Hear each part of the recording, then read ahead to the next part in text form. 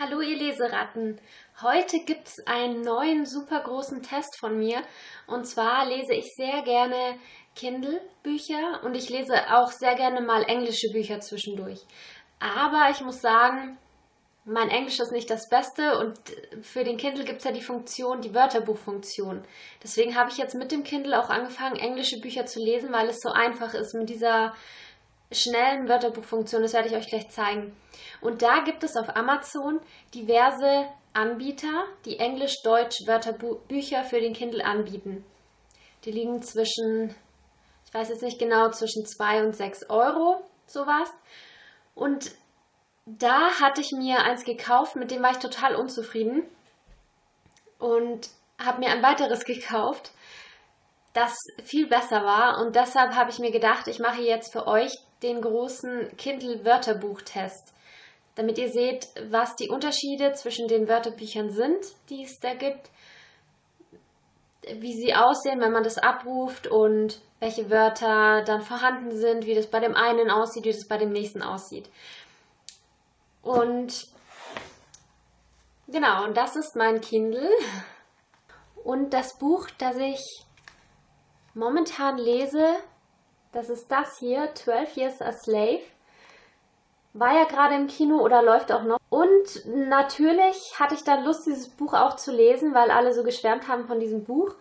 Und anhand dieses Buches, weil da ein paar verzwickte Wörter drin sind, die man einfach nicht verstehen kann, anhand dieses Buches werde ich euch jetzt den Wörterbuchtest vorführen.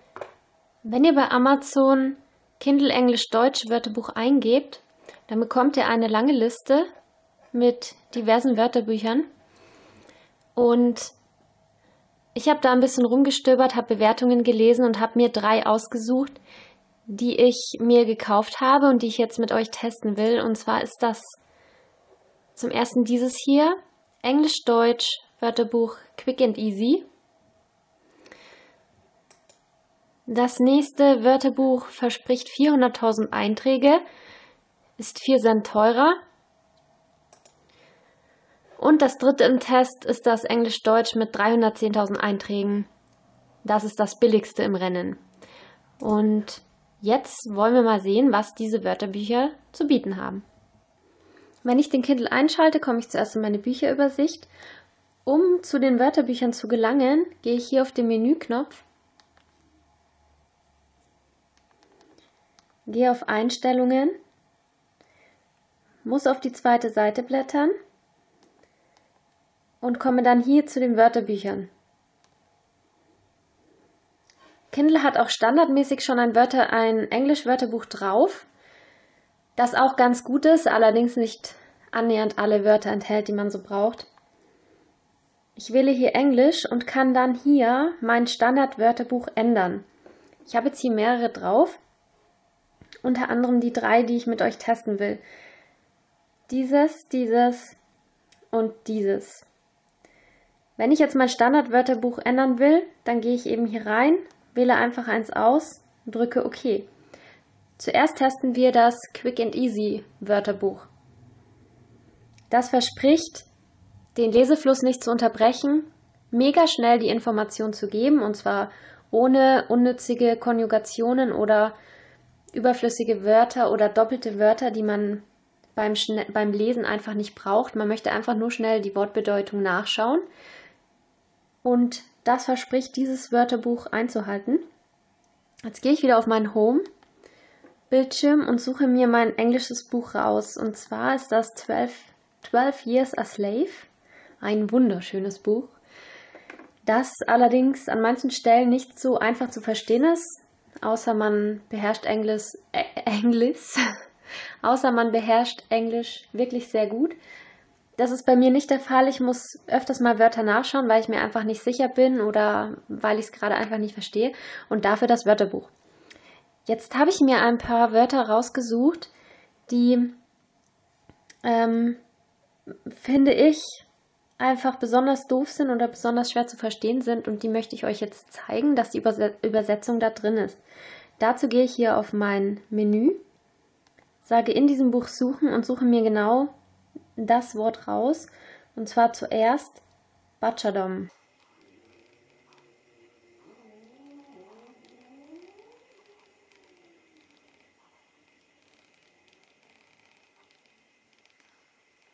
Butcherdom. Hier unten. Da könnt ihr jetzt mal überlegen, was das heißt. Und wenn ich jetzt den Cursor hier vor dieses Wort setze, seht ihr, hier oben ist dieses Fenster geöffnet. Und da finde ich jetzt das Wort Butcherdom, die Lautschrift dazu, wie man das ausspricht, und die Übersetzung Metzgerei, Schlachterei. Jetzt möchte ich schauen, wie das in den anderen Wörterbüchern aussieht. Dazu gehe ich wieder auf meinen Home-Bildschirm, gehe auf Einstellungen, muss das Wörterbuch ändern.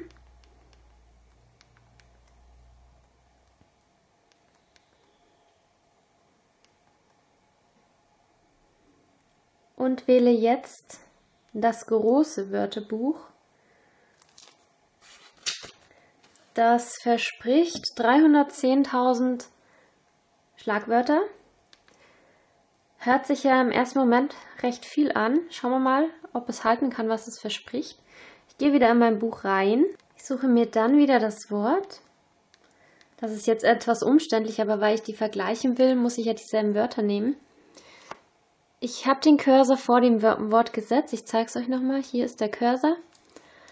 Oben öffnet sich das Fenster, aber es gibt keine Übersetzung. Also ist dieses Wort in dem großen Englisch-Deutsch-Wörterbuch nicht drin. Also so groß kann es nicht sein. Nehme ich mein drittes Wörterbuch, das ich testen möchte. Das verspricht 400.000 Einträge.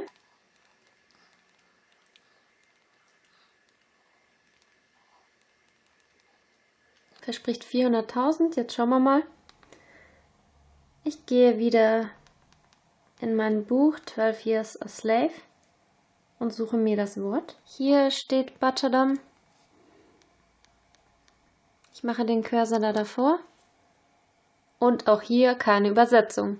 Total enttäuschend, weil wer weiß schon, dass Butcherdom Metzgerei heißt, Schlachterei. Das hat mir jetzt nur das erste Wörterbuch gesagt, und zwar ist das Quick and Easy Wörterbuch. Nehmen wir ein nächstes Wort, das wir testen wollen, das auch etwas verrückt ist, und zwar Horse Pasture. Vielleicht sage ich es jetzt auch falsch, weiß ich nicht. Ich bleibe jetzt gleich in diesem Wörterbuch, wo ich jetzt drin bin. Das ist das 400.000 Wörterbuch und suche mir das Wort.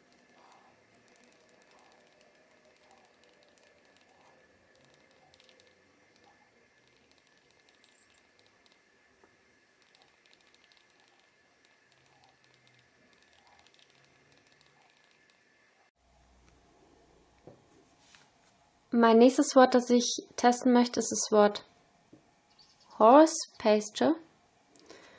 Keine Ahnung, was das heißt. Also jetzt weiß ich es, aber bevor ich nachgeschaut habe, hatte ich keine Ahnung. Ich nehme den Cursor da davor. Keine Notiz. Das heißt, dieses Wörterbuch hat das Wort nicht enthalten.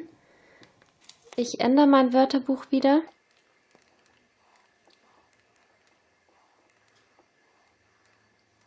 Ich nehme das Wörterbuch, das 310.000 Einträge verspricht.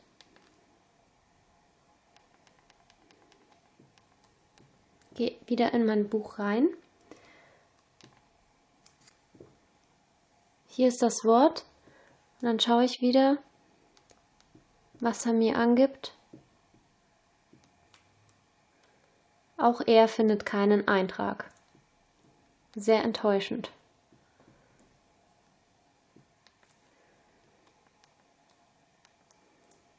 Dann gehe ich wieder rein und nehme mir das letzte Wörterbuch, das Quick and Easy. Das ist hier in der Liste gleich das erste. Quick and Easy. Ich gehe wieder in das Buch rein. Dann gehe ich hier mit dem Cursor wieder vor das Wort Horse Pasture und finde hier eine Übersetzung Pferdeweide.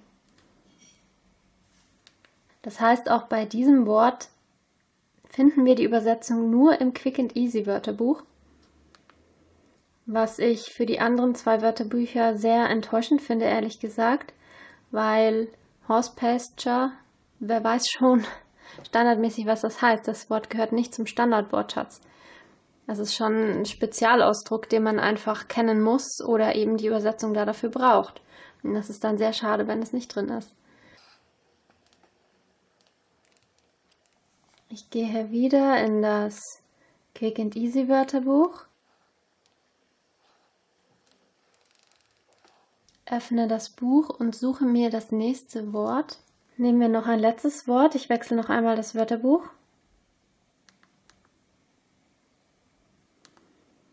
Ich wähle wieder als ersten Kandidat Quick and Easy.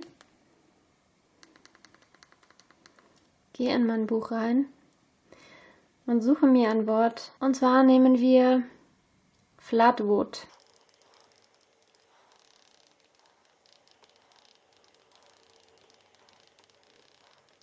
Und hier finde ich das Wort. Ich gehe mit dem Cursor da davor hin und sehe die Übersetzung Flatwood mit Lautschrift in eckigen Klammern, Übersetzung Treibholz. Schauen wir uns das in den anderen Wörterbüchern noch an. Zuerst das große Wörterbuch, 310.000 Einträge. Also das ist der zweite Kandidat mit diesem Wort. Ich gehe mit dem Cursor wieder vor das Wort. Hier sollte die Übersetzung angezeigt werden, er hat keine Übersetzung gefunden. Okay, gehen wir in den dritten Kandidaten des Wörterbuchtests. Das ist der hier mit 400.000 Einträgen, versprochenen 400.000 Einträgen. Ich habe nicht das Gefühl. Ich gehe mit dem Cursor wieder vor das Wort. Keine Übersetzung gefunden.